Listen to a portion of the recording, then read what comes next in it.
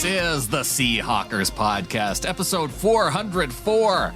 I'm Brandon Schultz of the Military Seahawkers, and joining me, my good buddy and Montana Seahawker, Adam Emmert. Been a little too long since we've done a flagship show. We've been trying to put out a lot of different smaller content for you guys and that sort of thing. So excited to finally do this with you here today, Brandon. We got, obviously the draft picks to go through. We've talked about them, me and you, even on some of the other content we've put out and that sort of thing. But yeah, we get to do a little deeper dive. And now we know a little bit more, right? Because it's been a little bit of time. We've had some time to digest all that. It's been a little time. We've also gotten to hear them just not only from their post-draft calls, but they've shown up for rookie minicamp and done their interviews through that. So we're starting to get more information, both from Pete Carroll, both from the players themselves. And it's fun getting to know some of the new players. Man, I can't wait to watch them on the field too. But I'm getting more excited too, just about the guys, especially after hearing from them. No, the interviews make it really tough to have any sort of questioning about any of the picks, right? Like you hear them, every single one of them to a man talk, and you're like, golly, I like that guy. Like that. I'm glad we've got him, or, I'm really rooting for him.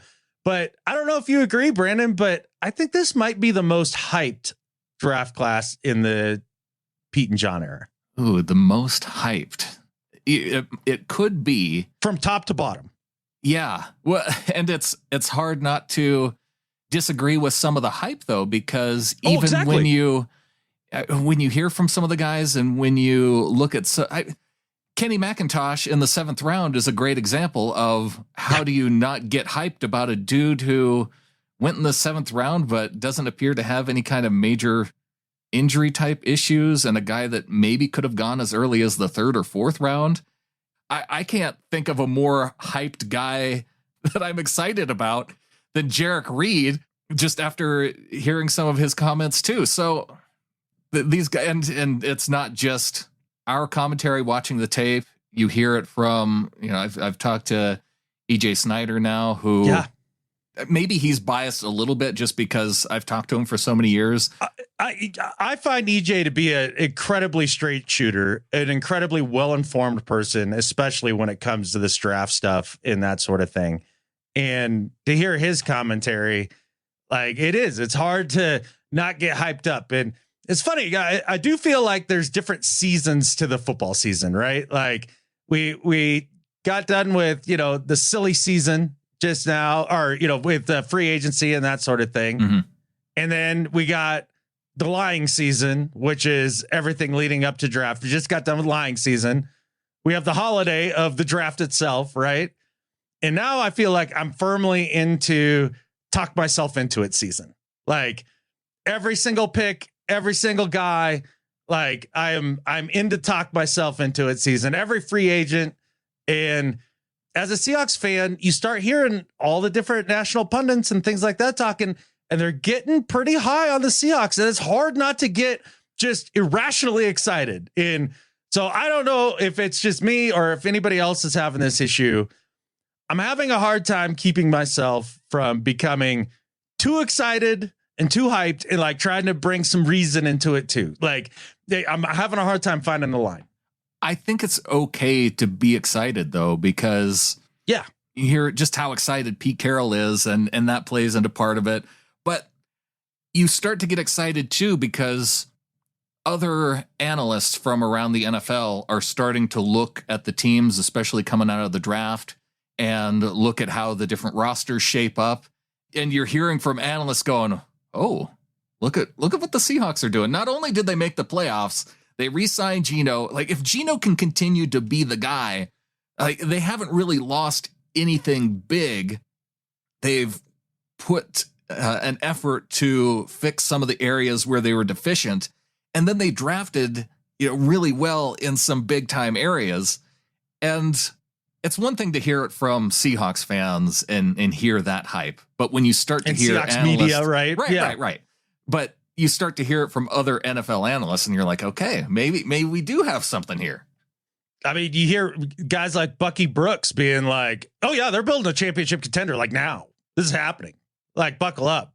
And then you hear different commentators talk about the Niners and being like, hey, everybody's a little too high on the Niners right now. Like, they lost some offensive line depth. They don't know who their quarterback is.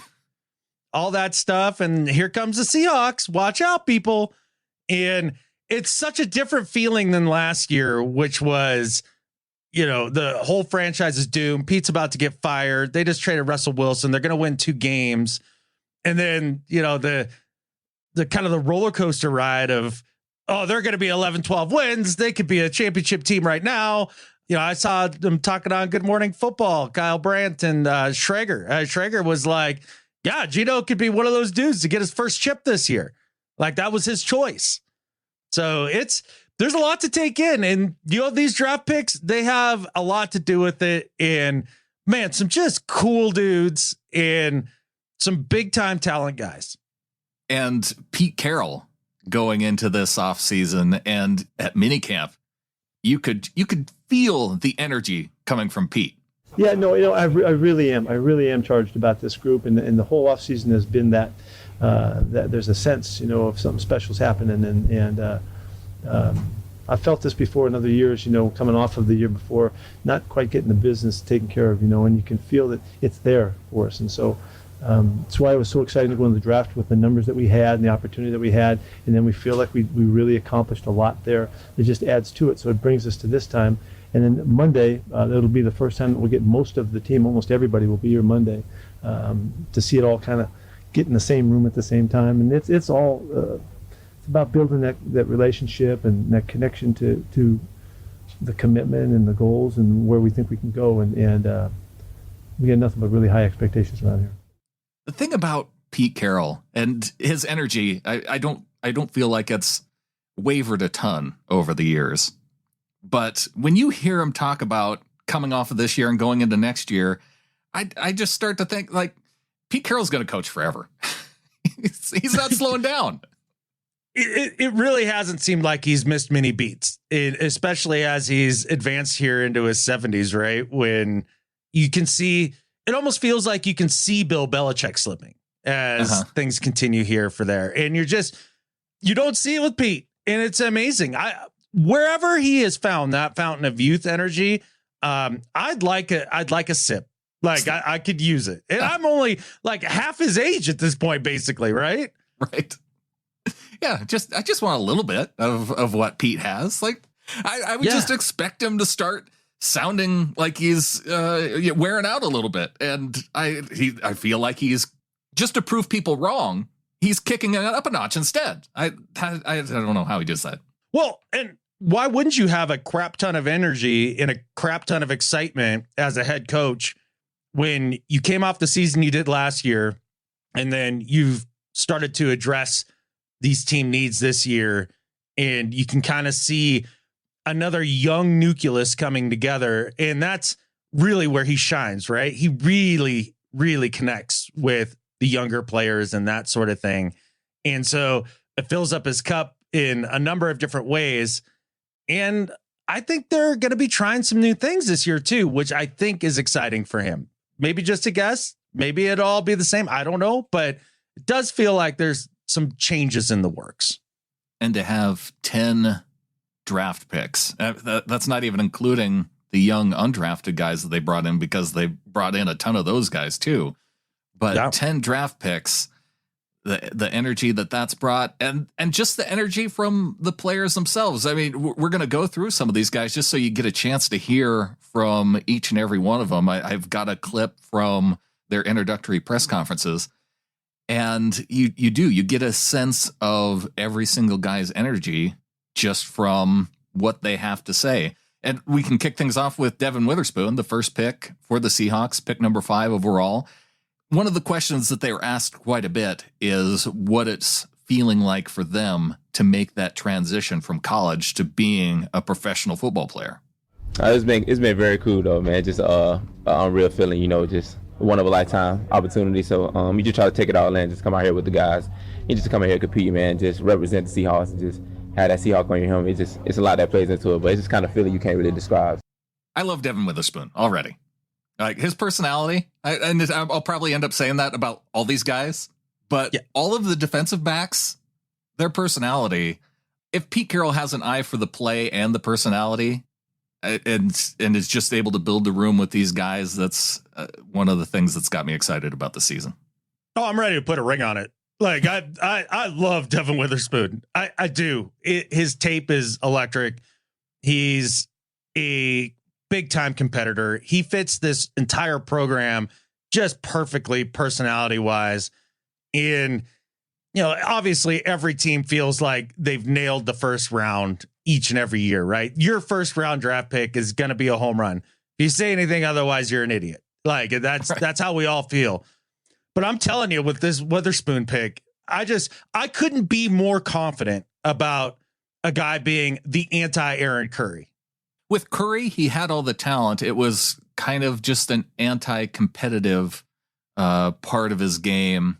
And that was a pick even before the Pete Carroll era. So, of course, they weren't really as tied into the competitive mindset part that I feel like they're dialed into now.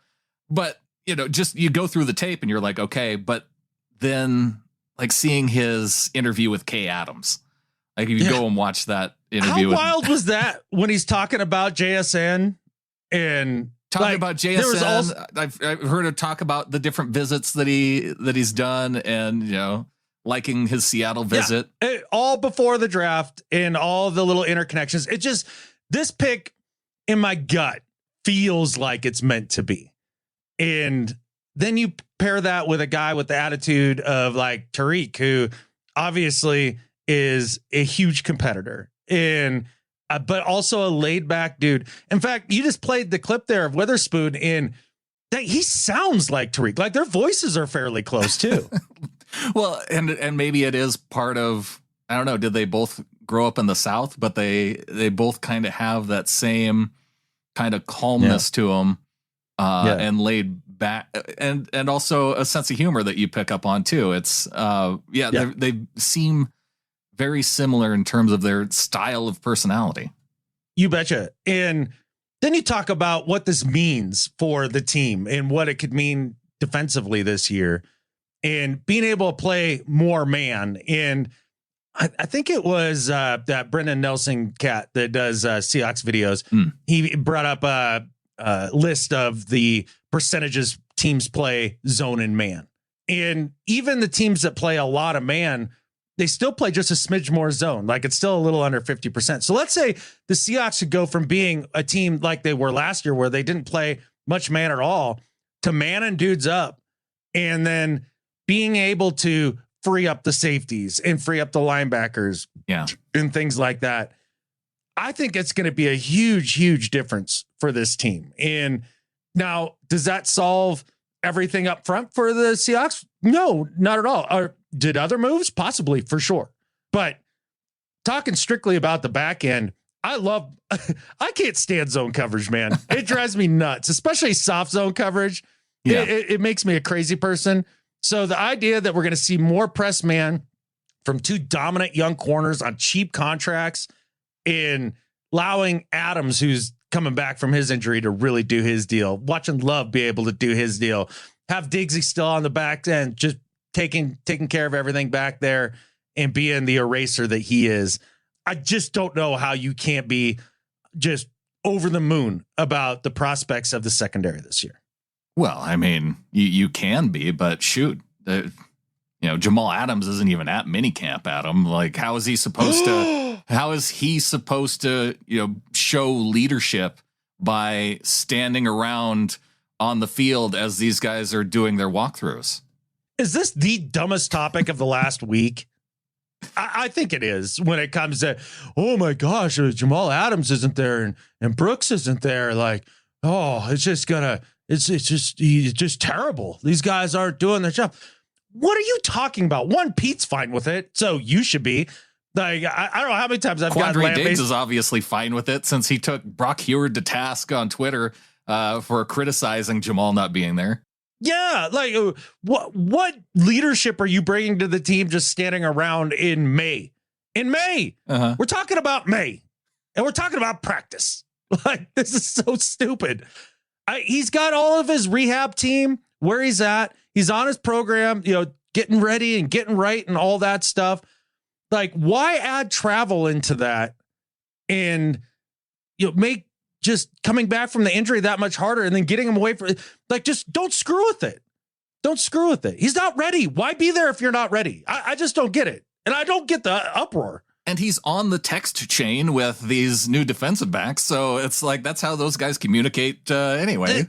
Yeah. Or they'll be playing Call of Duty together, which apparently that's how the teams bond now. It's all Call of Duty. So, I mean, it's not Technobowl, but no, I mean, nothing really is. And it's okay. I mean, so sometimes there's some things that come out that are so great that you can never top it, no matter how much the technology advances. But with as far as this defense gelling and the back end gelling and everything like that, I'm not worried for 1 second about any of those 5 top dudes being able to come together with the personalities and mindsets that they have. I don't worry about it. Pete's not worried about it. I don't think anybody should be worried about it. Stop worrying. If there's one thing that maybe I'm worried about, it is, just how slowly they're taking things with first round pick Jackson Smith-Njigba. Wide receiver out of Ohio State. And I know, Adam, you have PTSD over guys like Dwayne Eskridge and Rashad Penny. And so the fact that they're taking things slow, I want to see him out there catching passes from Geno Smith, but at least he has made that connection with Geno just to start the bond. Yeah, I seen Geno yesterday. Talked to him for a little bit. Hopefully I can make his life a little easier. But great quarterback. Can sling it. I'm excited to be out here with them when that day comes.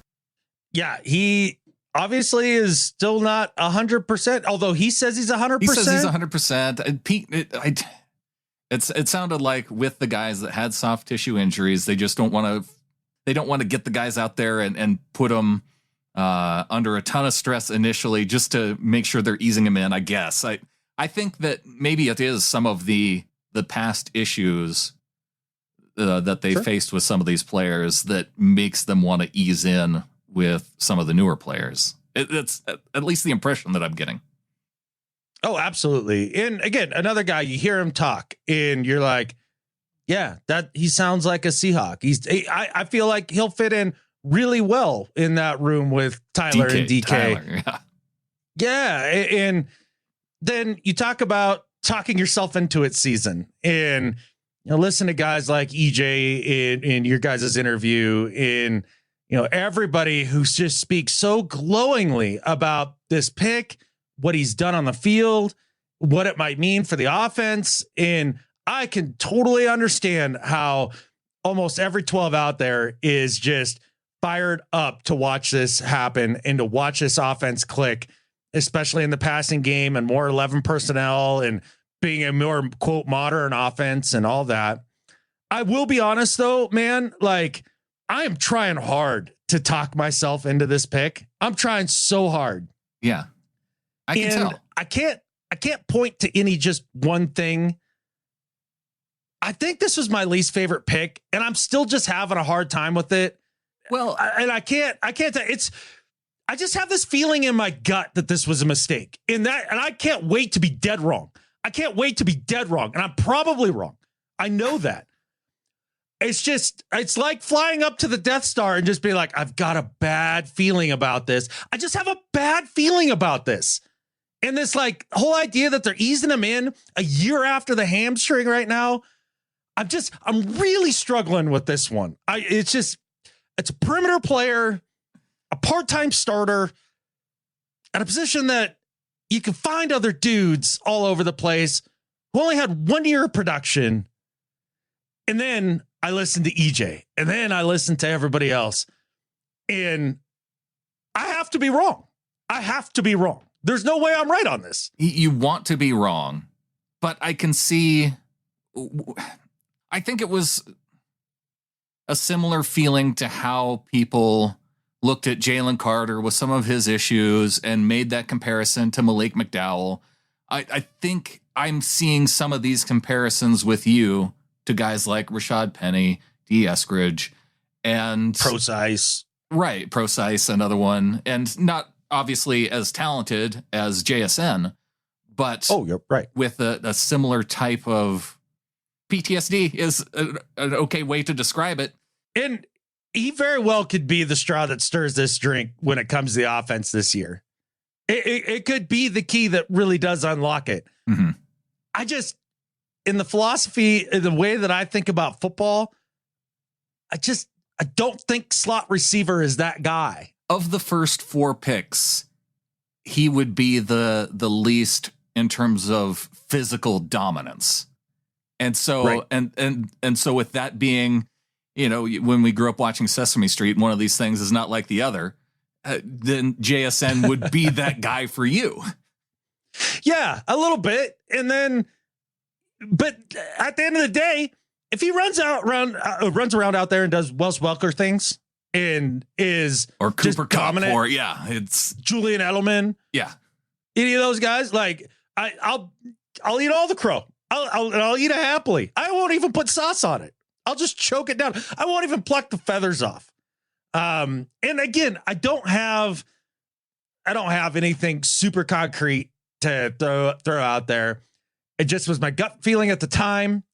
And, I kind of had a similar gut feeling when we talk about the next pick, but it's been super easy to talk myself into the next pick. This one, I just haven't been able to get there yet, but I'm working on it. Out of these 4 guys, this is probably where I do struggle the most with. But in terms of the personality, in terms of the story, I couldn't be more behind this guy. But I'll get to one of my issues in particular. But hearing from edge defender, outside linebacker from Auburn, Derick Hall, Pete Carroll, for one thing, made an impression on the rookies, including Hall, on day 1. Crazy. So he walks in, and I guess it's his theme song or whatever, and they start playing it, and he comes walking down, and he just jacked. I mean, you could tell from head to toe, he's just on a different level.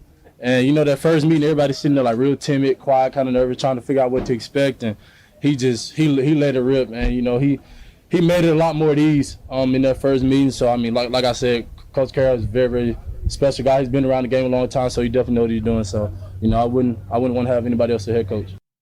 And in terms of personality, Hall seems like the guy. In terms of his play, it seems like they've probably found a guy who is a little bit like Boye Mafe, but a little bit more on the plus side, especially in terms of one of the things we heard from Pete is, how they've been working on Derick Hall's drops. And so what that means is him being an outside linebacker.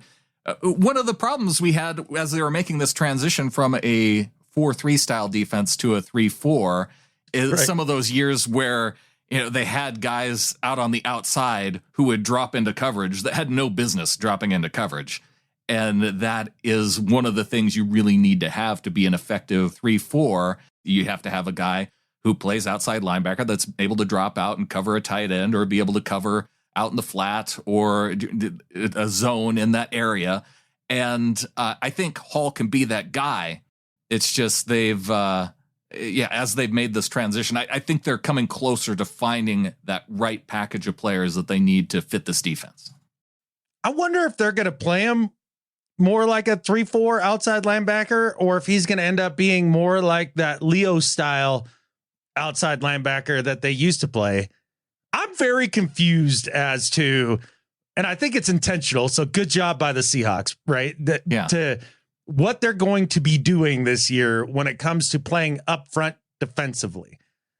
You hear a lot of different things from a lot of different sources, and I'll talk a little more about that when we get to Cam Young and that sort of thing. Some of the things I've been hearing, but just one example, just Sherm being like, they're going back to the scheme.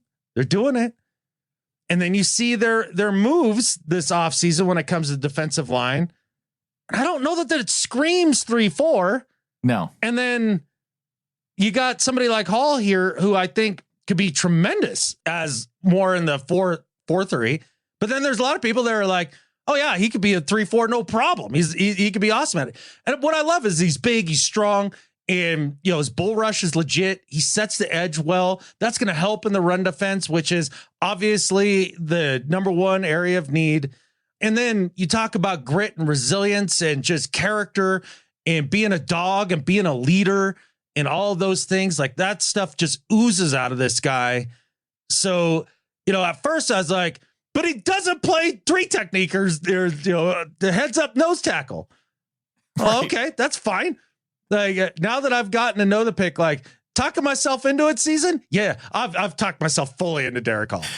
The one aspect of his game that maybe I haven't watched enough tape to find it yet, but I really wanted to find a moment in his tape where he was making a game-changing play at the end of the game, and I couldn't really find that.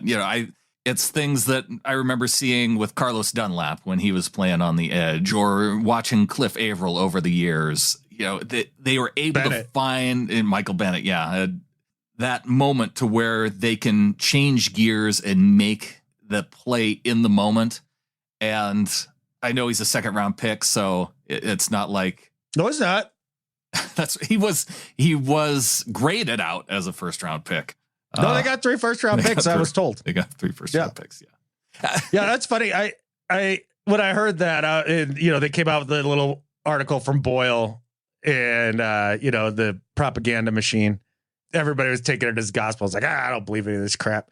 But I actually do believe it on him having the first round grade. I do. You've heard enough other guys in other evaluators and other analysts and things like that be like, yeah, no, he has first round talent for sure. Not everybody's able to be taken in the first round. Obviously, some of those teams at the back end of the first round are reaching for guys that really fill a need on their team. So, yeah, there's obviously. I got to push back on this just a little bit. Okay. Every time somebody drafts for a need these days, now it's a reach. That's just how it's framed during lying season, and I hate it. If your talent evaluation on a guy says that he's a second round talent just based on how you grade, how your organization grades players. But where in the second round? I don't know. Like if you've got, let's say you got him graded towards the back end of the second round and you pick him at the back end of the first. Yeah. Then it's a minor reach. I don't have a problem with reaching for players. I agree with you in that sense. Okay. Because if it's a need and that's the guy that best fits your need, and you're not going to get him, obviously, when your second time around comes to pick. I know in a perfect world, we could have our team like draft the guy right in the exact place to where he's graded out and then pick up extra draft picks. And I think that's why we saw some of the disappointment from John Schneider, especially after the second day of the draft, because he wanted to do some of that to be able to trade things around, get some extra picks, and then still be able to get the guy that he wants in the spot that he wants. It doesn't always work out that way. And sure. I think that fans can be disappointed by that too. It's just we've also seen it where it hasn't worked for the Seahawks when they've had a position of need, and we've seen it when it has worked for the Seahawks. Like everybody acts like when they've drafted a player out for need in any way over the entire era of Pete and John, that it's been a whiff, that they've all been Malik McDowell. Uh-huh. Like it's just factually not true. Frank Clark was a reach, right? Nobody expected him to be drafted in the second round, especially with all his off the field stuff. And that came as a big surprise, but obviously has been a very successful NFL player. He's got a chip. Yeah. Yeah. So it just, this idea of the value pick is such it's just a construct in our heads. You know what I'm saying? Like when it comes to putting on the pads and strapping them up and winning a football game, like I don't give a rat's ass if you were undrafted or the number 1 pick or wherever for the most part. Just pick good football players. The funny thing about it too, to me, is that it's a construct within our own heads, but oftentimes it's not even one that's put there based on our own evaluation. It's based off of things that we've heard other people say. Yes. And we go, I buy into that. So, in terms of what they assume as value, now I believe is value. And I mean, it gets right into this Zach Charbonnet pick, right? With drafting a running back at the end of the second round. When is the right time to draft a running back? And I seem to have heard that even at the end of the second round, pick 21 in round 2, 52 overall, maybe a little bit too early. But we heard from Charbonnet talking about all the work that he's been putting into learning the playbook and really what's helped to put him at ease through this whole process. Yeah, just at the end of the day, just realizing at the end of the day, we're just playing football. We've been doing this our whole life. Just like we said earlier, there's no more school anymore, so I could put all my energy in football, and that just made it easier. Does he just not ooze a ready-made pro? He feels like he has that mindset. And I get that from a lot of guys, but yeah, I was trying to think of who he reminded me of just based off of his aura that he gives off as a running back. And I thought I had it here for a second, but maybe you have somebody in mind. Wow. From an aura perspective. No, I hadn't given that a lick of thought. No. And okay. No, I can't say that I've listened to a ton of running backs speak a lot either, so just talking about comps and that sort of thing, though, it seems as if the idea of like a Matt Forte type player is something that a lot of people kind of landed on. Yeah. And when they were looking at it, and I totally agree. I think he's a guy who can be just pretty darn good at everything. And what an incredible asset to have backing up K9. And it's not even backing up. It's a lot like, because I have heard people pan the JSN pick and be like, well, you could draft, 23rd wide receiver number 3. Well, no, he's a part-time starter. Like, slot player is a part-time starter. Same with backup running back, especially for us. I think it's a big deal. And Amy and Squim had the similar question that she posted in the Discord. Says, question for y'all.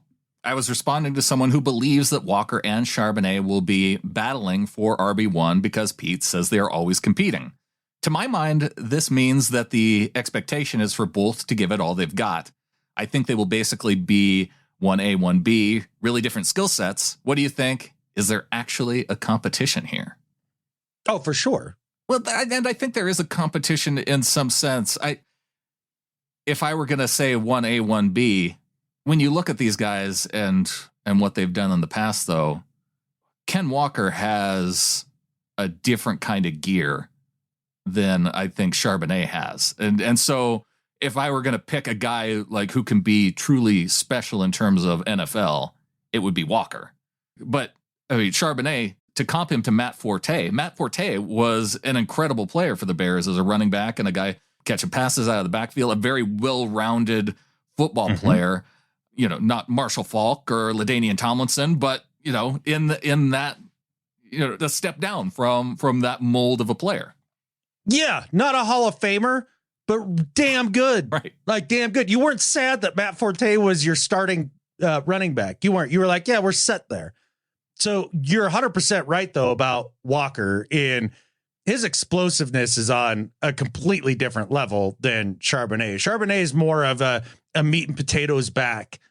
He's got a little wiggle, and he can do some things. Got some physicality to him, right?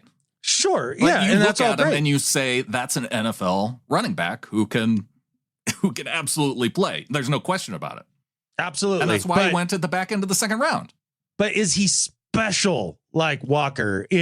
Of course, he's going to push Walker in camp. I mean, it is a competition, but I know that Pete likes guys on offense that are explosive and are touchdown makers. Like that's what they're looking for.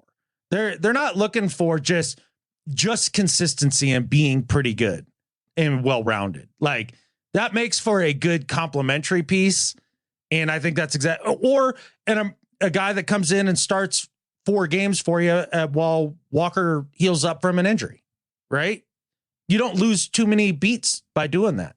I wanted to take one more stab at this this concept that you can't or shouldn't take running backs in the first or second round, because I think the argument is, and you could look at the fantasy rankings of running backs going into this year.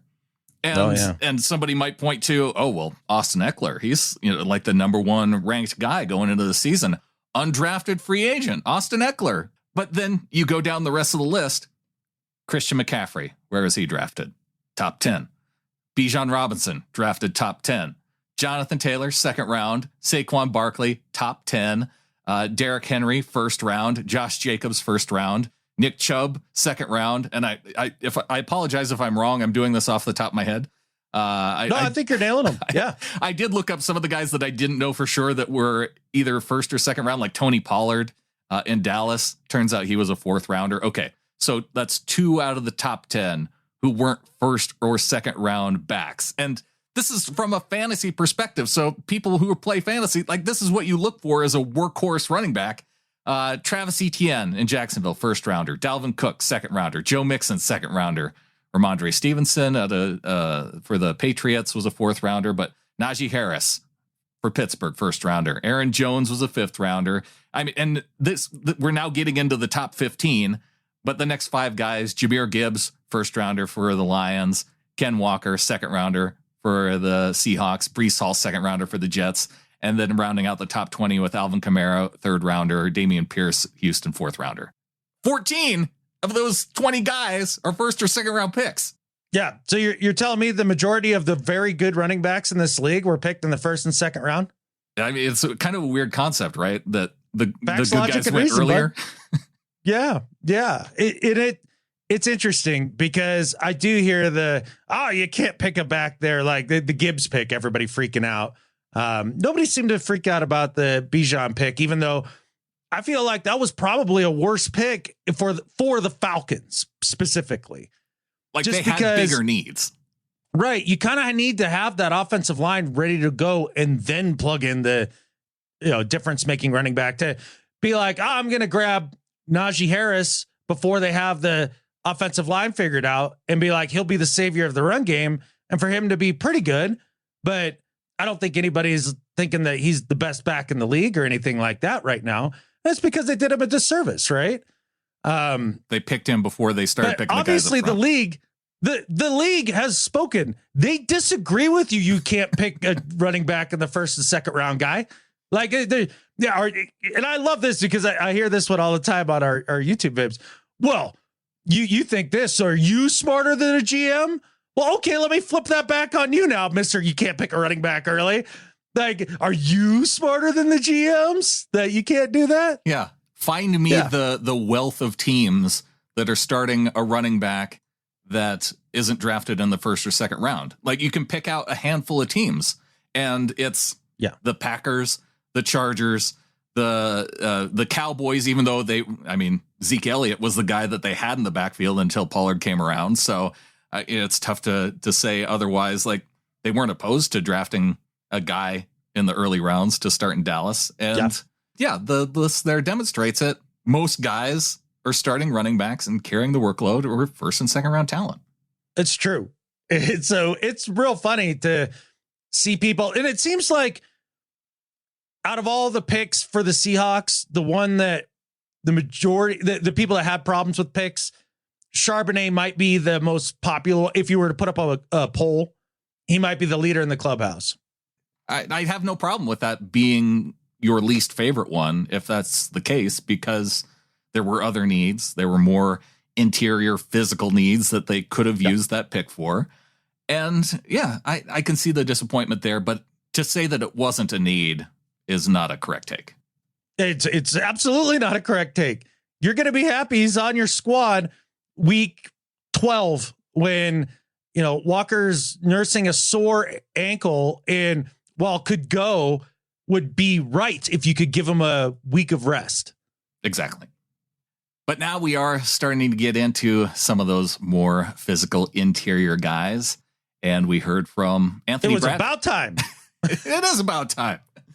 I think we felt that way, too, as we were getting into day 3 of the NFL draft for the Seahawks. And with pick number 108 overall, the 6th pick in the 4th round, they take guard Anthony Bradford out of LSU. And he talked about how he's already starting to become close with the Seahawks' 5th round center, Olu Oluwatimi. Oh, me and Olu, we're going to be close. You know what I'm saying? Olu, he's a very smart player. I feel like he can help me with my game a lot because I know I don't know everything. And Olu is, like I said, a very smart dude. So he already got his face in the book. I got my face in the book. So we put our minds together. It's going to be nasty. And we'll hear from Olu a little bit later, too. But I like hearing from, especially an offensive lineman who's willing to go out there and say, I don't know everything, because it is a difficult position to play. And a lot of times, offensive linemen are some of the smartest dudes on the team. Absolutely. There's been some that are doctors that have played in the league, right? That's right. So offensive linemen can be very, very bright. People often are. and then are often massive humans, which is exactly what Anthony Bradford is. He is a pancake maker. Mm-hmm. And that's exactly what we need and what we wanted and all of that. The only thing, again, we're talk yourself into it season. The only thing that's difficult for me is we had to wait till the 4th for this, huh? If they would have taken and stayed put with that 3rd round pick and taken Anthony Bradford just in the 3rd round instead of the 4th round, I feel like you would be twice as happy. You're not wrong. You're not wrong. And this is where you start thinking about the value propositions and all that stuff. And I'm just looking at it from the perspective of probability, right? Yeah. And then you start to hear about Anthony Bradford and you watch him in the run game. You're like, oh, wow. And then you read the little scout write-ups and they're like, but he can't move in space very well. Right. Change direction. He's not a good at changing direction. Not good at changing directions. He's 320 wait pounds. a second. He's a guard. He's a guard. Yeah. I'm not I don't sure need a guy who has fluid hips at guard. Right. And then you read he gave up something like, I think it was less than 5 pressures the entire year at LSU playing big boy football against big boy competition. Right. What's not to like? I like this pick quite a bit, and I'll help flip this around for you, Adam. If this was a guy who could have gone in the 3rd round and you would have been happy taking in the 3rd round, they got a pick from Denver for next year and still got the guy they would have taken anyway. So there you go. And then just going back to my gut, if this pick was a result of a Denver trade, I feel great about it. Yeah. Like things when we trade with Denver work out awesome. Hopefully it works out great with Cameron Young, their other 4th round pick, who went at 123 overall, 21 in the 4th round. And Young talked about making the change in scheme from college to what's going to be expected from him here in Seattle. It's totally different. At Michigan State, we did a lot of stunting, a lot of slanting. So here I'm more gap control, gap and a half. So it's a totally different scheme. So, yeah, you touched on the scheme a little bit. And here's Cam Young talking about the change in scheme. If there's anything to worry about, I think it is, especially for guys on the interior making that transition. And we heard from him, not just there talking about scheme, but he also had some other questions too, where he's talking about playing one gap and a half. And there's probably a lot of people that hear that and they go, I don't even know what that means. Yeah. And it's tough. Differentiating the differences in 3-4 and 4-3, and then over fronts and under fronts and, this 2 gap and a half, 1 gap schemes. Look, man, if you get confused by that, then that means that you're a average dude just like us. And it's tough to discern unless you played the position or coached it or are just a film junkie, right? I feel like those are the guys that really get those sort of things. I can give you a little bit, like the basics of it. When you're talking about gap control, there's the A gap, which is the gap between the center and the guard.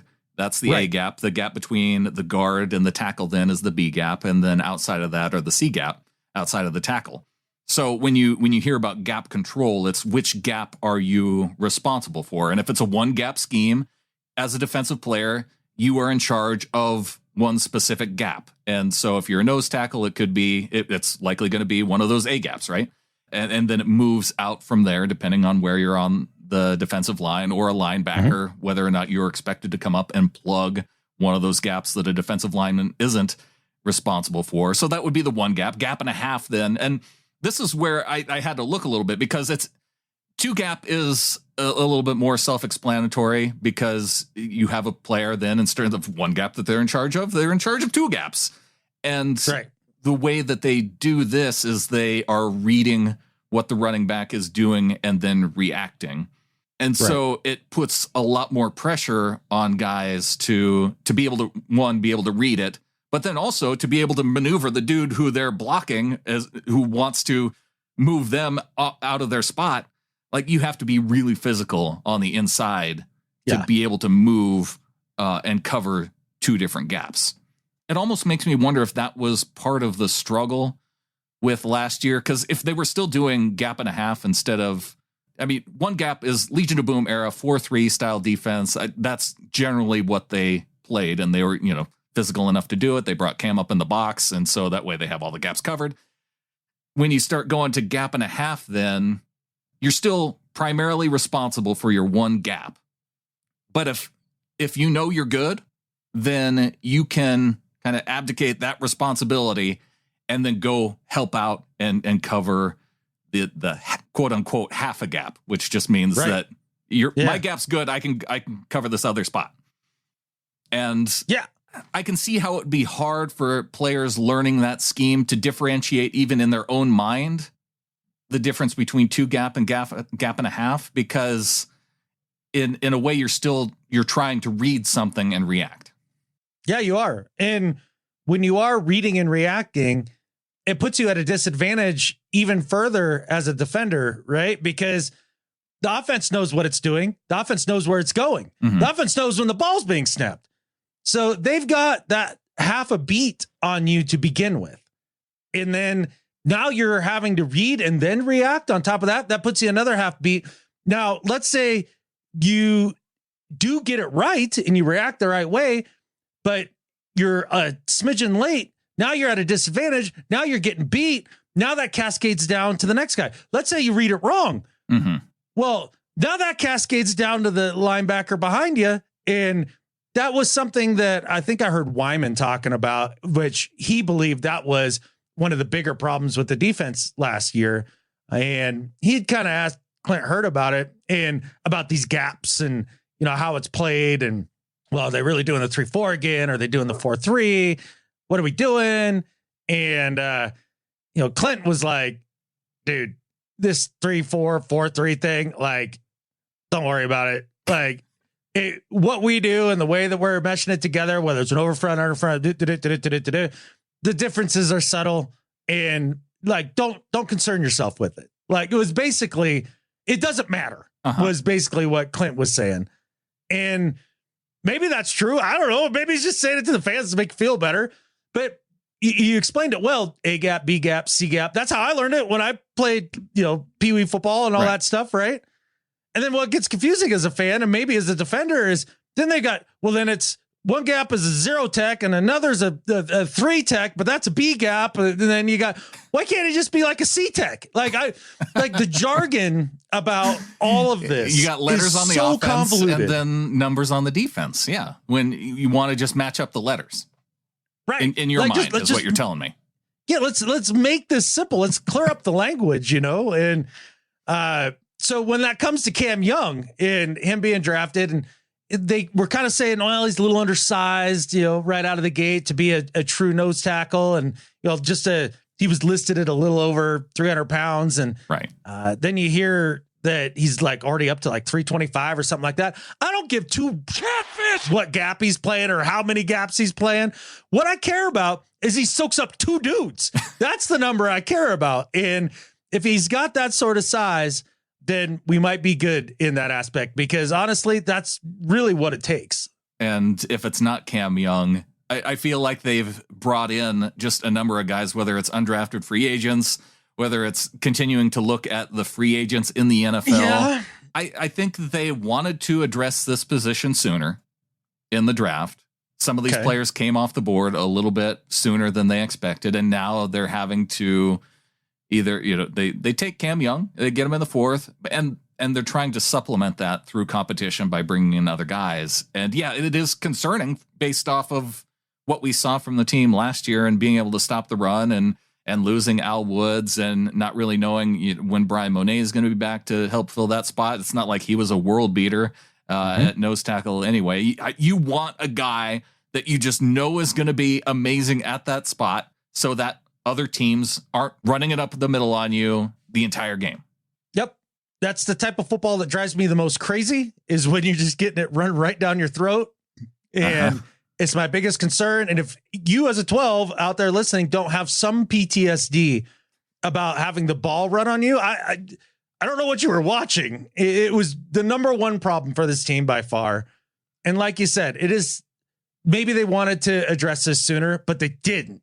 And that's just the fact of it. And so we're relying on a 4th round rookie or undrafted rookies or a dude from the Sea Dragons. Right. Or free agents right now who are, on their way, whether or not they can stay in the league or not. Yeah. And that's all possible. But I mean, we'll see. We'll see. There was, when we talk about, is it the next pick? I think it's the next pick. This is one of the things that helped alleviate that a little bit for me, because one of the things on draft night or the third day that was so frustrating was like, we doubled up on edge. Right. We only took one interior player. Yeah. And then come to find out that he was just listed that way and I was wrong. And that's not what they did. Yeah. Mike Morris, the 5th rounder out of Michigan, pick 151 overall. He played a lot of edge, but he also was when you look at his tape, you're like, why is this dude who is so huge playing edge instead of interior? Yeah. Well, he had an interior guy who, Mozzie Smith, who went to the Cowboys in the first round, who he was playing next to, really good interior player. And he was coming off the edge. And there was the question of whether or not he was going to continue to be an edge player at the next level. And a lot of talk about his weight in his press conference, because, well, part of it is based off of what he said, is that they wanted him to bulk up. And he explained exactly why he put on the extra weight during his press conference. To be a Seahawk, I met Coach Pete Carroll, I met Coach Hurt, and this is the place I wanted to be. And Coach John has a really good relationship with my agent, and they said, bro, we want you to get bigger, and then we'll draft you. So I got bigger, and they drafted me. This is the place I wanted to be, so I just wanted to fit in and get to work. One of the other things, as he was going into depth about it, he was saying, as on day 3 of the draft, his agent told him to eat a big breakfast and stand on a scale. And he sent the picture of him on the scale and the weight to his agent, that then forwarded it to John Schneider. And so the fact that he was actually putting in the work to put on the extra weight, and he was saying too that I can change my weight if I need to. If a team wants me to be a certain size, I can. Yeah. Oh, I could just lose weight if I want to. I can put it off. It's no big deal. Yeah. Okay. Just put on 25 pounds and I can play on the interior. And if that's what a team wants, I'll do that. Not only do you have those dreamy eyes, Mike, but you can just lose weight whenever you want. No big deal. Yeah. All right, you know what? I'm with you. I hate this pick. Screw this guy. Yeah. No, the more that I found out about this pick, watched a little bit of his stuff, realizing what the idea was behind what they wanted him to do. Mm-hmm. I love it. I love this pick. This is another one I'm ready to put a ring on it. I think, and it's so weird to be like, I love this 5th round pick. I feel like this guy's going to hit almost for sure. Like that's how I feel about it, which is ridiculous. He's a 5th round pick. You can't feel that way, but I do. I feel that way. And I think when he puts on the weight like he has, and with his aggressive nature and I just love the way the guy plays. This is so Seahawky. He ended up being a 5th round pick because he dropped a bunch of weight to try to please everybody, numbers wise, to play edge, right? With his speed and all that stuff. Yeah. Didn't work out. So then he drops to the 5th round as somebody who could potentially be a really good interior player and probably should have been drafted, 3rd round or something like that if he had taken a different approach. And the Seahawks got him.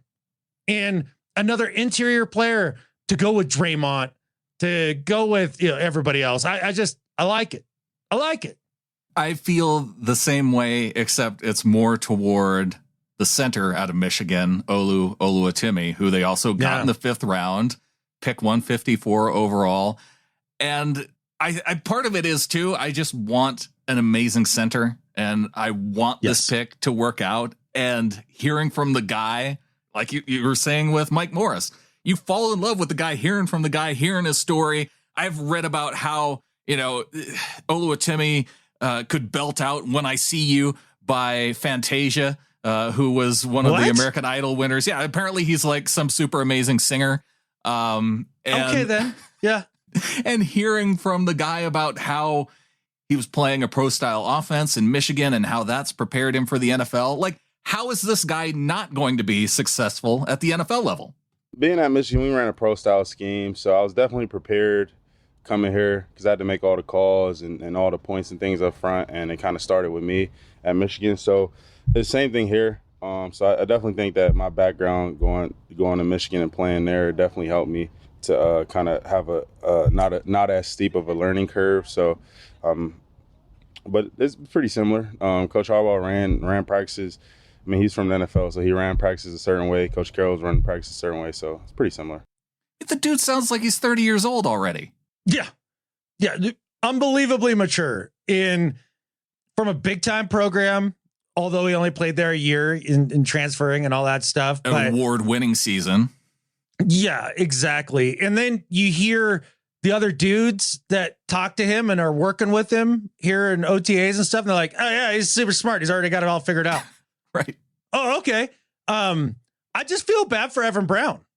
He might lose this competition just because he has a boring name and Olu's got a really cool name. Right. Evan Brown, like you're going to give a starting job to that guy over Olu Oluwatimi?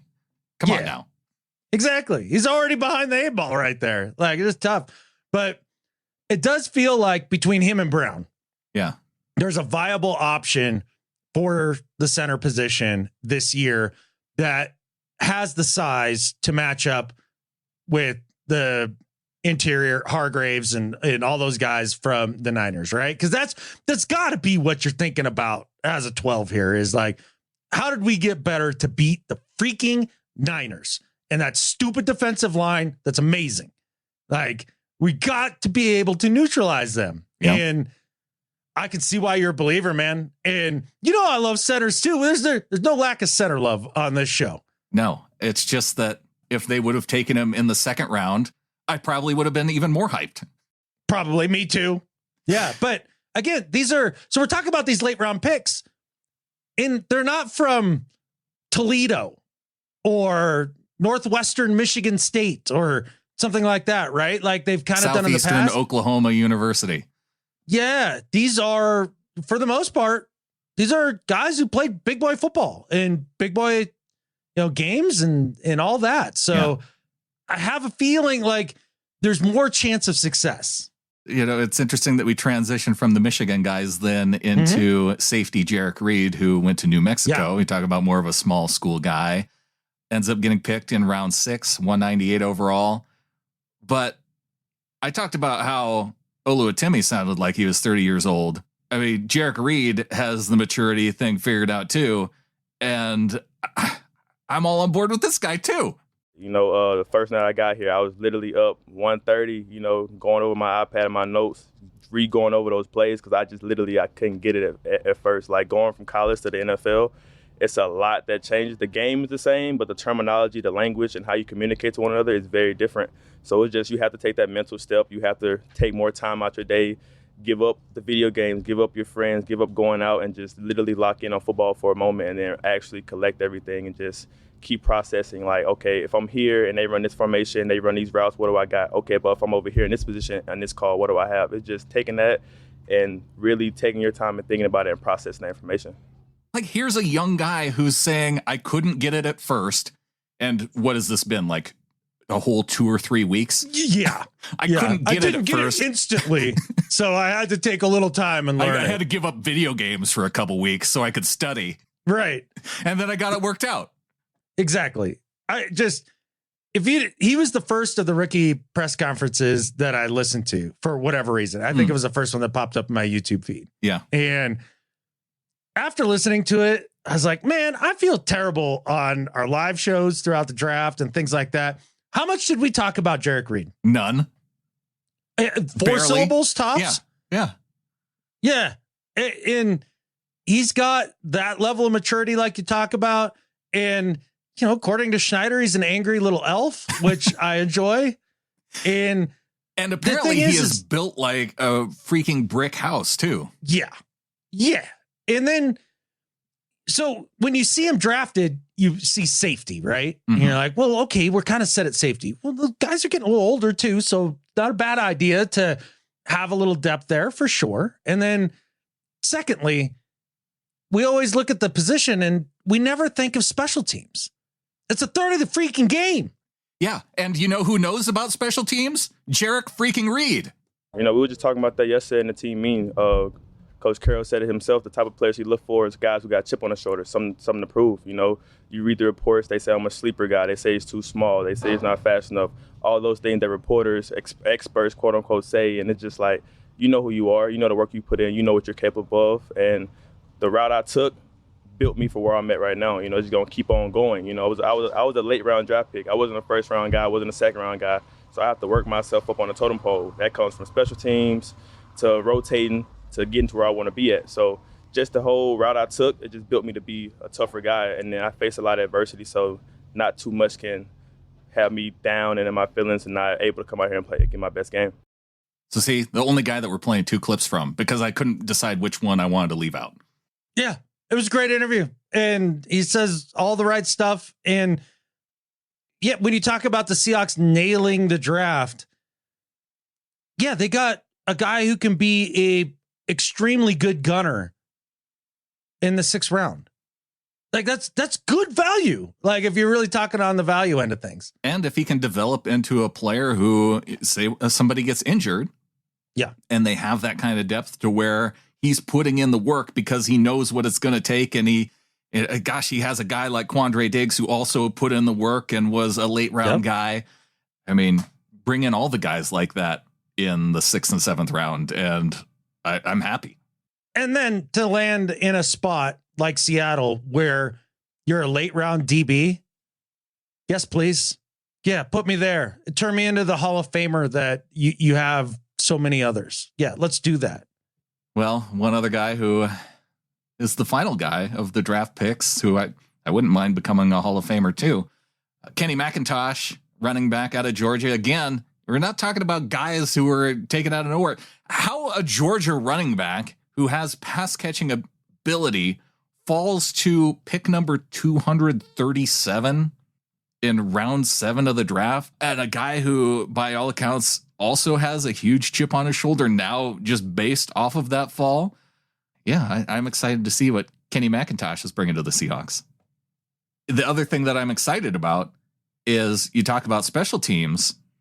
This is a guy who got nicknamed the Blueprint based off of how he played special teams. And so he was asked just how often he's done things like catch punts and kick returns throughout his career, in addition to playing running back. My whole life. All I did is catch returns, special teams. I did everything. That's why they call me the Blueprint. So I do it all. I can do it all. No matter if it's kick return, punt return. So it's whatever. So when did you get that nickname? Literally, when I was yay high. Like I said, catching the ball in the house. Literally playing Pee Wee. That's when I got it. We had an announcer and just making plays, and then he ended up calling me the Blueprint. So it stuck with me. So the guy that can take over from Travis Homer as the guy you throw the check down pass to on 3rd and 15 and can maybe did you say check down pass? I think you meant give up play. Right. It's the give up play, but it is the check down. I mean, it's the designed check down on 3rd and 15. Design give up? Yeah. Yeah. And so he can be that guy. But also, the guy that I've been talking about is finding some guy who can play as a punt returner, kick returner, and if he can also be your 4th string running back, that's great too. It maybe makes up for losing some of those other special teamers that they didn't bring back here in the offseason. But when I found out that he was a punt return and kick return guy, that's what got me fired up about this pick. I could see that. And if that's where he can provide value early in his career for this team, that would be outstanding. And we do need a boost in the return game, Brandon. You've been hammering on it for a while, and I've kind of just blown past it when you brought it up. And it's not right, because you are 100% correct. That is something we need to do better with. And if he can be that guy, that'd be awesome. And then just the idea that in the 7th round, you picked up a running back, a national championship caliber running back. That's incredible. And then on top of all that, like, we've had so many backs hurt every year for the past 3-4 years. Yeah, that kind of pedigree makes me feel a lot better. So you said 4th string running back. DJ Dallas better pack his lunch this year when he comes to camp. He is going to have some competition here. Yeah. And the reason why I guess I still have him slotted a little bit behind Dallas is just because, for one, I know what Dallas can do in the NFL. And when I look at McIntosh's running back highlights, it's a lot of him either hitting a big hole with nobody, like just a huge hole and picking up big yards, which, those are highlight level plays, but it doesn't tell me anything about how the guy runs. So you do have to dig into the tape a little bit more with guys like that. But, catching the ball out in space, able to make guys miss. So I can see that he has the good vision part of it. It's just, I don't know about the physicality part that I feel like I have seen with DJ Dallas. Sure. But at least he's a guy that you can bring in and you're like, okay. If we have to get out of a game on special teams and so McIntosh can definitely take Dallas's job there. Sure. And don't count out the possibility of Iguabuke coming back. I'd be okay with having him back, but I think this would be, you see what McIntosh can do. If he can't do it, then you do bring back Iguabuke. Maybe that's the strategery there, but you look at that as squad. I mean, I don't think anyone's breaking down Godwin's door to bring him on the team after seeing what he did with Seattle. I'd be okay with it. Yeah, that's their loss. I like him. He's a good returner. Yeah. But you look at this draft as a totality, Brandon, and it's hard not to be just freaking psyched. And it's hard not to believe that every one of these dudes is going to hit. I have definitely come away from Seahawks drafts here in this era and been like, nope. Like no possible way that guy's going to be any good or a difference maker for this squad. Right. And it's hard to say that about any of these guys. So I get it. I get the hype, but long story short, they're not going 10 for 10. Probably not happening. Yeah. 9 for 10 though. That's in range. Absolutely. Well, might as well bet on it. That's a lock. What do you say we get to the second half of the show? Let's do it.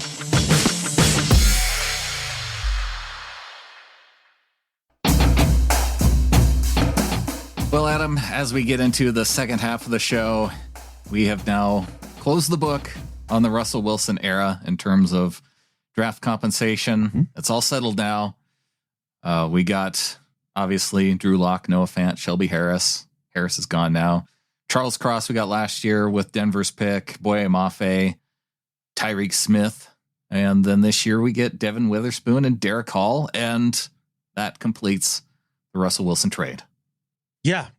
And man, if you looked at it when it went down or it asked me then, and it didn't feel good. We did ask ourselves then, and it did. Yeah.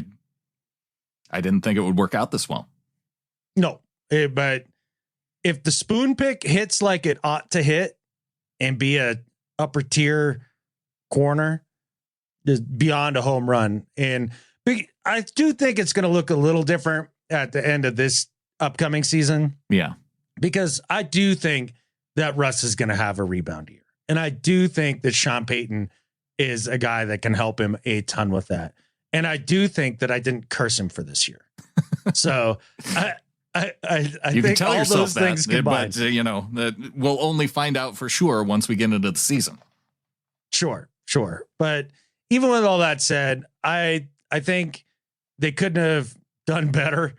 And it is an enormous haul. And then you subtract the difference between what you're paying Geno and what you're paying Russ. And you factor that into it too. Wow. I mean, Russ can bounce back and be the type of quarterback that Geno Smith played with last year and probably have a good amount of success with Denver if he can bounce back to the level of play that we were used to with Russ for so many years. I know that we might be getting Denver's pick. It might be New Orleans' pick. I'm still not entirely clear, but I guess I have a hard time. Even if it is Denver's pick, I guess a third round pick. I don't care that much about a third round pick to where I have to root against my former quarterback to have a higher pick within the third round. Like it's not as meaningful to me as it was having that first round pick. And now that we've come out the other side and we're a Super Bowl contender, according to everybody, right? Yeah. It's a lot easier to feel a little more magnanimous about the whole thing, right? And I'm tired of rooting against Russ. I'm tired of all the shots that people are taking at him, like all that. I'm tired of all of it, man. Like, I'm rooting for Russ this year. I want it to come together for him. He's a good person. Yeah. You know, and that was our quarterback, man. Like, I have a really hard time finding the dividing line between wanting him to be successful and Denver not being successful just because I don't like the Broncos. Understood. But I feel like, okay, I want him to be maybe that is where the line is then. I want him to be personally successful to where he shakes off all the people who were dogging him last year, to where I just don't know if it's possible for him to get enough of the credit and not have it get directed towards Sean Payton, unless Russ has a lot of success himself, but the Broncos don't succeed. I don't know necessarily how that could work out. I mean, if you're a Broncos fan, you got to be just a little nervous about the defense. Mm-hmm. Just a little bit. I mean, Evero's gone. Yeah. You got an offensive head coach. I don't know, man. Something to think about. I mean, Sean Payton's generally had a good idea of defensive coordinators that could get the job done, though. Yes. So, yeah, it's hard to argue with Sean Payton's track record. He's also talked about as if he's had a lot of success, but it's almost a little overblown to me. I mean, he's won one Super Bowl. It is a little bit, maybe a little bit overrated and overhyped. But the other thing that this does, it does allow Seahawks fans to close the book on this. Like, we probably talked more Russell Wilson than maybe some people were comfortable with last season, with him not being on our team. But now with the draft picks all behind us, I mean, he's still going to be a forever Seahawk. So that's going to be part of it. Forever. Absolutely. No doubt about it. And just, again, thank you, Denver Broncos. You guys have been an amazing partner in football. We appreciate everything you've done for us. It does make it easier to move on, though, when you have a quarterback who has come in and performed beyond expectations. And when I hear people listing their top quarterbacks in the NFC, and to where it pisses me off when they leave Geno outside of the top 5, you know, because they do Jalen Hurts, Kirk Cousins, Dak Prescott, and Stafford, or whether it's Stafford or Derek Carr. It's like, really? Those are your top 5 and you left out Geno? Come on now. Like, again, he's only done it 1 year. So I imagine that's where a lot of that comes from. Yeah. But I just have a hard time believing he's not going to do it for the second consecutive year. And you look at the state of the team as a whole. I was a little bummed after the draft initially, just because of Trench's things. Mm-hmm. And like, I had to think to myself, like, what are you complaining about, dude? Like, you know, honestly, they didn't perfectly solve all the problems in the draft. Yeah, exactly. Imagine being a Cards fan. All the things that you go through with that organization. I'm mad because we didn't take 2 defensive tackles and we took 2 edge players instead, or 2 guards instead, or whatever it is, right? Like, right. Meanwhile, down in Arizona, they have an owner who's so cheap that they make the players pay for their own meals at the facility, and they have lackluster weight rooms to where it pisses off the players, and the culture of the team. And they had one of their what are they under investigation for? Was it one of the reporters down there who I don't even know the whole story, so I probably shouldn't even just know, but it's not a great organizational atmosphere down there, is I think what it boils down to.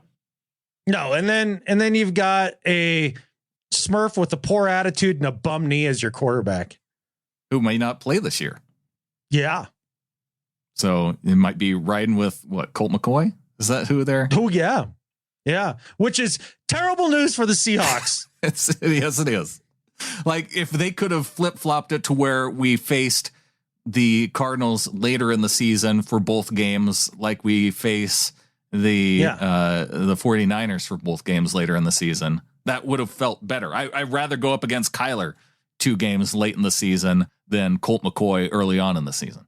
No, I'm tired of Cards backup QBs who aren't all that good suddenly looking like world beaters when they play us for like no reason. Yeah, I've had enough of that.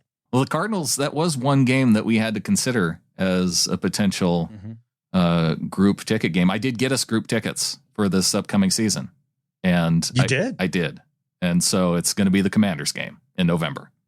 Oh, okay. I tried getting them for the Panthers and, because in September, which we're still going to go to the Panthers game because we were able to get a small, group of 8 tickets. Just a couple. Yeah. But it's not enough to where we can, it's probably going to be executive producer only tickets to hang out with us and sit with us at the game for the Panthers. But I did want to get but not after the game, but not before the game. So yes, we'll still be there. And then we can do the group thing at the Commanders game. Okay. I only have one important question. Yeah. Are they under the awning? Yes. You are a scholar and a gentleman, and I'll go now. I verified it. It's section 301, and it's like the last 5 or 6 rows in 301. So you're definitely undercover, and we don't have to worry too much. And we may team up with bootleg football guys. EJ and Brett may come up from San Diego. It sounded like EJ was definitely down to go to the game too. And so maybe we can do a double podcast meetup here. That'd be cool. We could watch the commies go down. Yes. Always fun to root against the commies. Every time for life. Yeah. Other red teams that suck. Freaking Niners. You got a problem? I mean, besides the usual things? I just really am enjoying the coverage of, Sam Darnold. Like with Kyle Shanahan, he's going to light up the world. The funny thing is, I know enough Niners fans to where a few weeks ago, I was telling them, I was like, you better start getting used to Sam Darnold being your guy there. Oh, no, Trey Lance is going to be the guy. If Brock Purdy can't be back from injury. And just 3 weeks later, the mindset has shifted to where they're kind of like talking themselves into Sam Darnold. Well, Sam Darnold to start off the season, like he had a couple good games last year. He could be all right in the Shanahan system. Beat you guys. Yeah. So just 3 weeks later after the draft, and they're talking themselves into Sam Darnold being their early season starter. You got to talk yourself into all sorts of things in life if you're a Niners fan, because that decision right there, it probably makes a lot of bad things happen the rest of your life as well. So I think it's going to happen too. The way I was feeling those vibes coming from the organization about Lance, like I said, even going into the draft. And have you not heard? Oh, is there something new? Oh yeah. Yeah. Trey Lance worked out with Patrick Mahomes. He fixed everything. He throws the ball perfectly now. Well, that was the part of it too. Going into the draft was the hype around that. I guess I didn't understand. Like, okay, so he's hanging around Patrick Mahomes and all of a sudden he's going to be awesome. Like that's, I think they've had, you get greatness through osmosis. That's what you do. You fix your mechanics just through that. That's all it takes. Yeah. Yeah. Because the guy you learn mechanics from is Patrick Mahomes, who throws it all over the place from all the positions. Like that's not, you're not Patrick Mahomes. You don't get to do all those things. You don't learn mechanics from Patrick Mahomes. Like that's just not who you learn from. And I did see one stat here recently. I think somebody posted it in the Facebook group or the Discord that said that Tom Brady just last year threw for more passes than Trey Lance has thrown for in high school, college, and the NFL combined. Tom Brady just last year. Do you think he'll throw more again this year? Tom Brady Day is opening day at Gillette. You think Brady will come back? I don't know. It depends on how much more Mac Jones pisses off Bill Belichick. I kind of have a little bit of respect for Mac based on. He's fine. I think we'll see. We'll see that now that he has a real offensive coordinator. Well, kind of. That helps. Again, when I was like, they didn't draft tackle early enough. I was like, yeah, well, they didn't hire Matt Patricia and Joe Judge, who's never coached offense in their life, to be the offensive coordinator either. So we're good. And then bring back Bill O'Brien. They brought back the Bob. Is that I think who so. it is I this think year? that's what they did this offseason. The Patriots brought back Bob. Wait, wasn't he at Alabama? So did Mac Jones win? I think maybe he did. I think that's how that works. Yeah, I do. I think he was under Saban. Did you know he was nicknamed the Teapot? I've never heard that. Is he short? He's stout. I don't know. I feel like he's a big dude. The like Teapot, huh? Yeah. Is it because he blows his top all the time? Like he boils over? Oh, just starts, that makes sense. It makes about as much sense as the blueprint for me. Like I don't quite understand that nickname for Kenny McIntosh. It doesn't. I mean, doesn't quite. You don't get to pick your nickname. Well, I get it, but like, is he building buildings? He is the blueprint for building buildings. Okay. Or running backs. And why did they call him the architect then? Well, if you are the blueprint, then like he's not doing the work. No, that seems worse. He's just the picture. I don't know. Maybe I'm just dense and I'm not getting it. Maybe that's the problem. Maybe it's a me problem. Architect is a terrible nickname. Unless you're a coach. I'm not sure the or a blueprint's general a great manager. one. A general manager nickname of the architect would be cool. I'd rather be called an angry little elf, I think. I hope that sticks for Jerrick Reed. We'll see if he hopes it sticks. He's kind of on a Cam level in intensity to me. Just a little smaller. Like whatever he says, whatever Jerrick says, I'm good with it. Uh-huh. Yeah, he could tell me.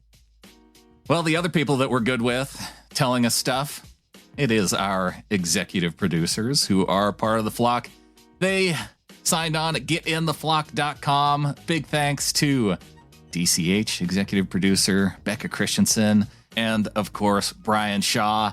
And we got a big donation from one of our executive producers this week. DCH came in with $1,500 via Venmo.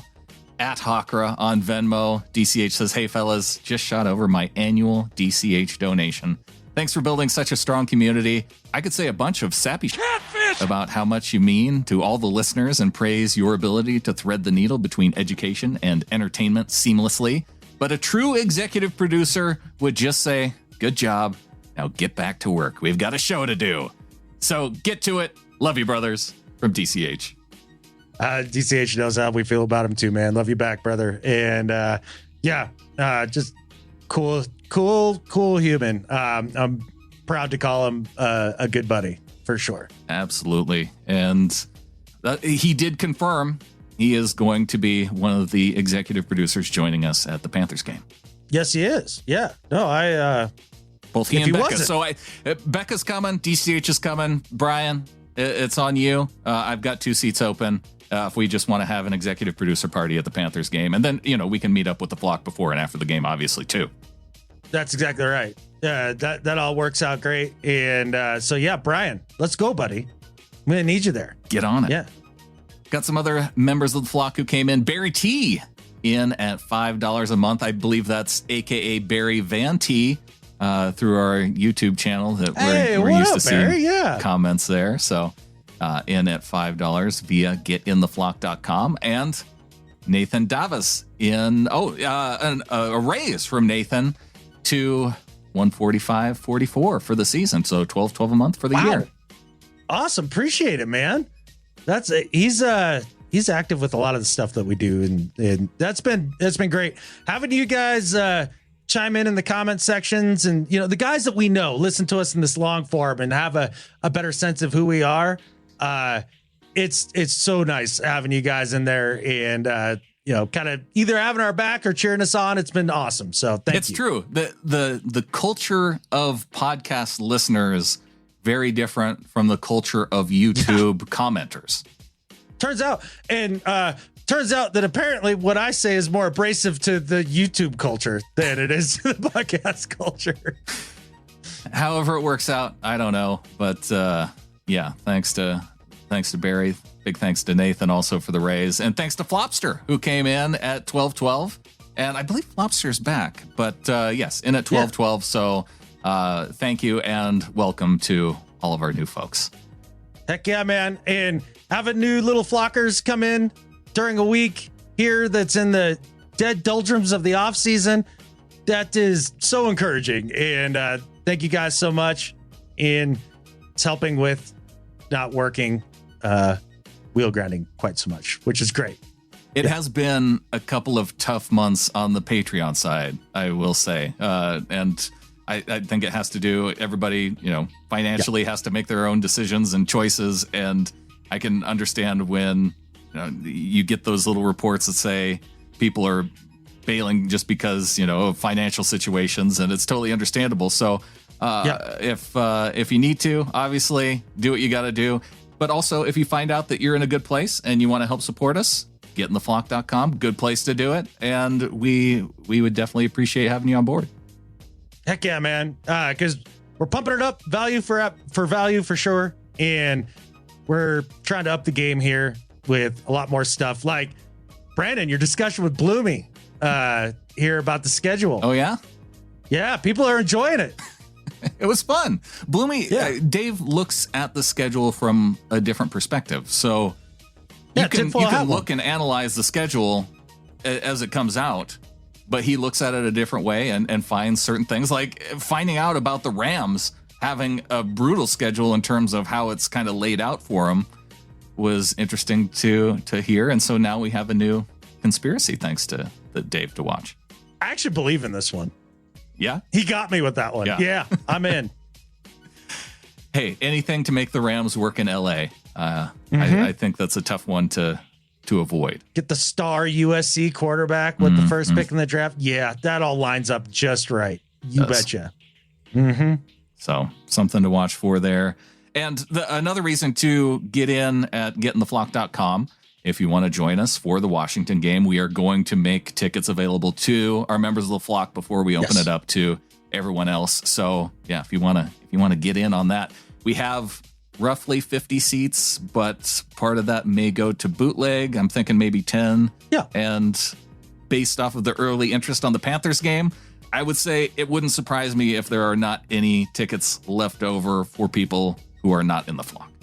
Yeah, that seems to be how it's been going, mainly because when the little flockers get together, it's a hell of a good time, and everybody just gets along so well, and nobody wants to miss it. And we may still be trying to play for a road game here too, as far as a gathering. So could be a busy football season. A lot of push for that Dallas game. Kevin Russell came in via getintheflock.com, says, gentlemen, well, you got us through the desert of the pre-draft and delivered through the draft itself. Well done and thank you. The latest pod was a great listen. I've gone through a roller coaster of what to make of it, going from stoked to down, transiting through confused in both directions. So to hear the debate and different takes on the draft was soothing. Not because my final thoughts have settled, but at least now I know I'm not alone. There is some hot talent. As Hawk Van Dyke pointed out on Facebook, it was genuinely classy to see JSN mixing with the 12s at the draft. Looking forward to the training camps already. If I may leave with one positive, at least we didn't draft a quarterback who could bring Russ's weirdness back. Such as someone so bad crazy that they take their mayo in their coffee. Keep it going. And of course, go Hawks. Go Hawks, man. Hey, I hear you, but the voices in my head have been going back and forth on all the draft stuff for sure. But you're not wrong as far as, thank God we didn't do the quarterback of the future thing. And even though Levis, he's slinging it at Titans camp. He's slinging it. Ooh, I bet. Yeah. Well, hey, just last year, who were Titans fans so excited about? Malik Willis. And now Malik is kind of an afterthought for everybody in Tennessee. So yeah, now they got Mayo coffee or whole banana guy. Yeah. And maybe he ends up being an NFL quarterback. We'll see. No, I don't know. What is it, Mayo, or does he do Miracle Whip, which would be even grosser? Ooh, I believe Mayo is what I remember hearing, but it wouldn't surprise me. I know. It wouldn't surprise me if it was actual Miracle Whip, because. But here's the thing: is Miracle Whip people call Miracle Whip mayo on the regular. They think it literally is a substitute for mayo. It is not. It is not. It is not. I actually grew up more on Miracle Whip than mayo, and I don't know if it was because there was a price difference between the two, or if it was a. Okay, so the poor kids. That's why I grew up on Miracle Whip too. Okay, and it's disgusting. It's gross. You know how long I thought I didn't like mayo because I thought Miracle Whip was mayo. That was the majority of my childhood. I was fine with Miracle Whip growing up, actually. Like I didn't have a problem with it until I think I got older and then tasted real mayonnaise. I was like, oh, this is actually pretty good. Yeah, this doesn't have that weird weird tang. I don't. Yeah. You get used to the tang. It's a developed taste. No, it's to kill taste. That's what it's there for. Well, I suppose when you grow up on Oscar Mayer bologna and maybe mac and cheese, it just happens to complement the cheap bologna. Maybe it does. I don't know. I want to hear from somebody in the flock that as an adult, they still have an affinity for Oscar Mayer bologna and Miracle Whip sandwiches on white bread. It has to be on white bread. Oh, yeah. No, and not like, the good big full slice white bread, like a Franz or no, it's got to be Wonder bread. Wonder bread. Yeah, exactly. And you wonder why you're eating it as you do it. Yeah. And I also want to know, is there any actual pro Miracle Whip people out there? There might be. I don't know, man. I don't know. One thing I have found out as an adult is that, and I don't know if Miracle Whip is the same, if it works the same way, but you can use, if you're making grilled cheese and you're out of butter, or because the worst thing that can happen is you forget to take out butter and you make grilled cheese, and then you're like, oh my gosh, how am I going to get this soft enough to be able to spread the butter on the sandwich to make a grilled cheese? And in a pinch, you take mayo and use that in place of the butter. I mean, some people even like the mayo as a substitute instead of butter for making to get that real nice golden brown color on your grilled cheese. Yeah. I don't know if Miracle Whip works that way or not. No, it just turns it probably black. Sticks with you. Yeah. It ruins it. It molds it instantly. On to do better and better in life. All right, man. My do better this week is for me because this was an interesting event that happened to me. This last week, Britt and I drove down to Illinois to see her mom. And we towed a little U-Haul trailer with us and brought all our stuff down. Mm-hmm. She had some stuff left over from when she moved. And we brought Ollie, the free range mountain dog, who, was stuffed in a car for an entire week. It was tough on him. So part of the plan is that on the way back, we were going to camp using the U-Haul as basically a hard-sided tent, like throw a air mattress in there. We'd all just pile in there, when it was bedtime, call it good. Then we could camp out somewhere so Ollie could run around and do his thing. Right. Yeah. Cause I figured it'd be depressing for him. So we get down there and, the little cord that the lightning cord to plug into the car for directions, and everything, it kept being on, getting wiggy. So I needed a new cord, and I knew we were going to go camping, and, it seemed as if a lot of the places we were going to go, he'd still need to be tied off in some way, but his leash was too short. So it's going to need a length of rope. Yeah. I was going to need a length of rope. And then I knew Brittany was going to want to fire because she's a pyro. So I didn't have anything to split up the firewood. So I was like, I'm going to get a hatchet.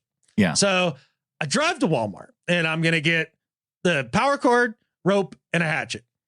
So I figure as I walk into the Walmart, I'm like, I'll get the power cord first because it's the smallest item. So it'll be the easiest to carry around with me. So I don't have to get a basket or a cart or any nonsense like that. Right. Smart. All right. So I go to electronics and all their power cords are locked up. I'm like, this is weird. So I go and I talk to the guy. I'm like, can I get a power cord? And she's like, yeah, sure. Yeah, no problem. Opens it up, grabs power cord, and then walks immediately over to the register back in electronics. Oh. I'm like, do I have to buy that here? Or now thinking that my order's all jumbled, right? What am I going to do? He's like, yeah, you pretty much have to buy it here. And I was like, well, can I bring other items and pay for them here? And she's like, yeah, It just depends on what they are. What are they? And then I realized what I had to say next. And that was, I need a rope and a hatchet. I like the rope and a hatchet. And so I'm like, okay, I swear to God, this isn't what it sounds like. I said, it's not. But I have to get a rope. And she looks at me. I was like, and a hatchet. And she really looks at me, and I'm like, no, like the rope's for the dog, and like, you know, the hatchet. And she's like, sure it is, yeah, okay, you know, all that. And she like turns around to the associate next to her. She's like, this guy's just gonna buy a rope and a hatchet. Like that's what does that make you think of? He's like, I don't know. I mean, maybe he's going camping. I was like, yeah, there you go. Thank you. Ask the next gal comes up. He's buying just a rope and a hatchet. The next associate comes up. Like, what does that make you think of? And she's like, kind of gets a face squished up. And I was like, does it rhyme with schmurder? Because that's what it looks like you're thinking, right? I was like, I swear it's not that. Yeah. So when I get the rope and the hatchet, come back. And the gals just they're all still laughing about this. When I get back to electronics, she's like, I can't wait to go back and tell my husband about this purchase today. And I was like, sweet. So when you see the murder on TV, you'll know where it came from. You know the MO here. So yeah. So to me, do better to me for, having to go to Walmart this is and not buy for you. a murder kit. This is all to Walmart needs the do better for locking up a freaking power cord. The things that they have just sitting out, go to any gas station and they have a whole stack of power cords that you can get. You can purchase them right off of the stand. You can walk around the gas station with them. They aren't under lock and key. Why is Walmart so protective with their power cords? They should do better. They should do better. Maybe it's not on me. Maybe it's on Walmart. Maybe I focused this wrong. But yeah, man, the further south you get, the more catfish locked up. It's just the way that it is. I don't know. I had to explain that purchase to the people behind the counter when making it, and because in my mind, like I'm just getting all reasonable things. Yeah, camping stuff. And then she's like, you just buying the cord, as like cover, like. When you're a teenager and you buy condoms, you'd also buy like a loaf of bread and like, whatever else that just made it look worse. Nope. I bought the power cord so I could charge my phone so I could call the cops after the murder and act like I didn't do it. That's why. I felt like I took away your general do better, but you know what? So to me, do better. How's that? That's better. I could throw it in at the end. Yeah. I saw that KJ Wright had do better in one of his YouTube titles here this past week. See, it's catching on. It's catching on. About time. Yeah. Yeah. I mean, I'm not ashamed that I influenced KJ. That sounds great to me. Yeah. Yeah. He just owes me some money now. Well, I'm going to go back to Mayo King, Will Levis for my do better this week, because I have to go back to the entire betting market that was flung into disarray just based off of a Reddit post leading up to the draft. And we talked a little bit about this leading up to and around the draft, but it actually shifted betting markets. If you haven't heard this story, apparently Will Levis told some friends, and I don't even know if it came directly from Levis himself or just a poster on Reddit that said that Will Levis is telling his friends that he's going to go number 1 overall. Well, this just being a post on Reddit shifted people into thinking toward putting money on Levis as being the number 1 overall pick. The fact that this was happening enough that people in Vegas were somewhat concerned about how much money was coming in on Levis being the number 1 pick, that it changed his odds.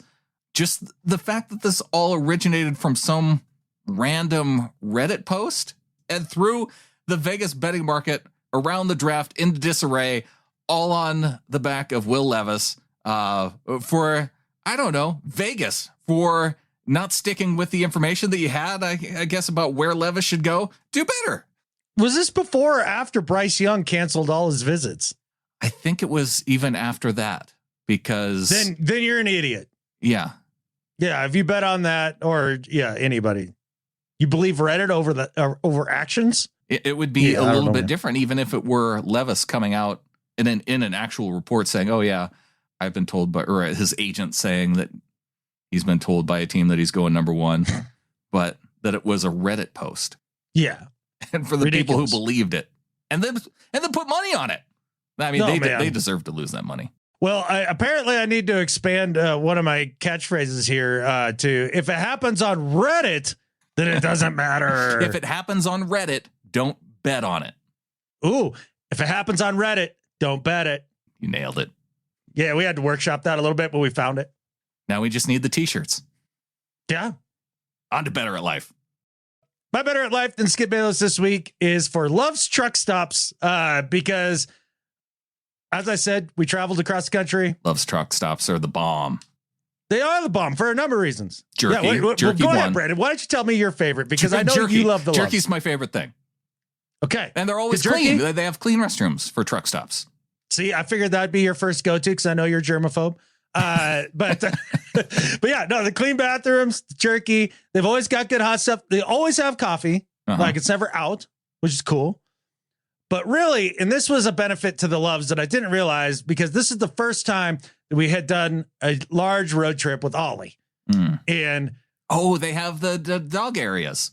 The dog areas, dude, those are money. And it saved us from him just losing his entire mind. He was popping out his skin. He's a year old. He's 85 pounds and he's used to having free run of national forest land. Like this was, we put him in a Jeep Compass and drove him across the country. So when I say dog areas, they actually have a fenced dog area. Yes, they have a fenced off-leash dog area and it's awesome. Ollie made a bunch of friends, not just other dogs, but lots of other people. It was amazing. He just has this big fuzzy look to him that just melts people. And then he happens to love every human that's ever popped out of a womb. And just watching him, like just the interactions he had with people, it was great. And so gave us a reprieve. Just thanks to Love's Truck Stops. That's a very, very cool thing that you guys do. Better at Life than Skip Bayless. Well, my Better at Life than Skip Bayless this week.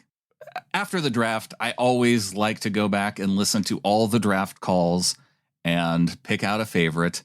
Even in past years, we had played all of the draft calls. And I feel like the fact that we've done that year after year, it's gotten people onto the fact that the Seahawks release them so that people tend to go and listen to them anyway. So now I have shifted toward just picking my favorite one and using it in the Better at Life spot for our flagship show that we do after the draft. Can I guess which one it is? I have no doubt that you'll be able to guess who it is. It was whoever it was the Denver Broncos selected with the 3rd round pick that we traded to him. I did not listen to the Denver Broncos call. Okay. All right. No, I was wrong. I went with 7th round pick, Kenny McIntosh, who was in tears based off of the emotion of being selected in the draft, even though it was much, much later than he expected. Hey, is this Kenny? Yes, sir. Hey, Kenny, it's John Schneider with the Seahawks. How you doing, bud? I'm doing good. What's going on? Good, man. We're going to take you right here at 237, okay? Appreciate you, man. Thank you. You ready to come in and work, man? Let's go. You're too talented to be sitting here right now, okay? Yes, sir. I know that, man. All right. Let's hear it for Kenny, y'all. Woo! All right, Kenny. Hey, here's Coach Carroll. Okay, buddy? Kenny, congratulations. I appreciate it. Oh, good. You tell your mom. Tell her. Thank you, Coach. I appreciate it, man. Thank you. I know this is hard. It's a hard deal. Well, congratulations. We're really fired up about you getting here. We have a really young running back position. You're going to be a big part of this thing. So be pumped up. You come into the Seahawks. We're fired up for you, bro. I appreciate it, Chris. Thank you. Okay. All right. Well, you get some guys that want to talk to you here. Here's your position coach, Chad Morton. Here you go. Congrats, bro. All right. Appreciate it. Hello. Kenny. Hello. Yes, sir. Yep. What's going on? Yes. Yep. We talked about, man. You good? Yes, sir. Yeah. I know, big moment for you, man. Yes, sir. Yeah. Yep. Good stuff. I appreciate it, Coach. Thank you.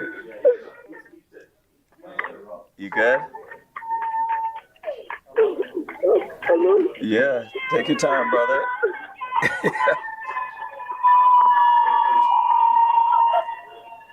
They're going crazy back there, huh? Enjoy. Take it all in, brother. Enjoy it. Yeah. You back?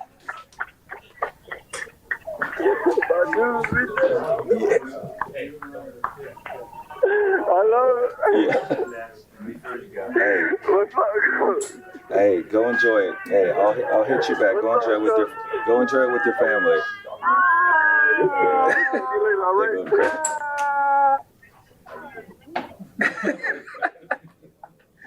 All right. So not only did they have he had the emotion at the start of it, it's throughout the conversation with Schneider, throughout the conversation with Carroll, throughout the conversation with running backs coach Chad Morton. They get disconnected. They call him back. He's still emotional. On top of that, the emotion continued on with the reporters. And there's another 5 minutes of him talking with the reporters and also still in tears over the emotion of being drafted. And so for Kenny McIntosh, putting it all out there, being a member of the Seahawks, being excited about it, you better at life than Skip Bayless. Pretty cool, man. We always get one real banger a year, it seems like. And I was actually surprised when he hadn't played it earlier in the show. I should have saw this coming. But yeah, man, just super cool all the way around. And, for John Schneider, too, that's got to feel good. I mean, because he kept asking him, earlier on when they brought back Bobby Wagner, well, did you have to talk to Bobby? Like, he's like, yeah,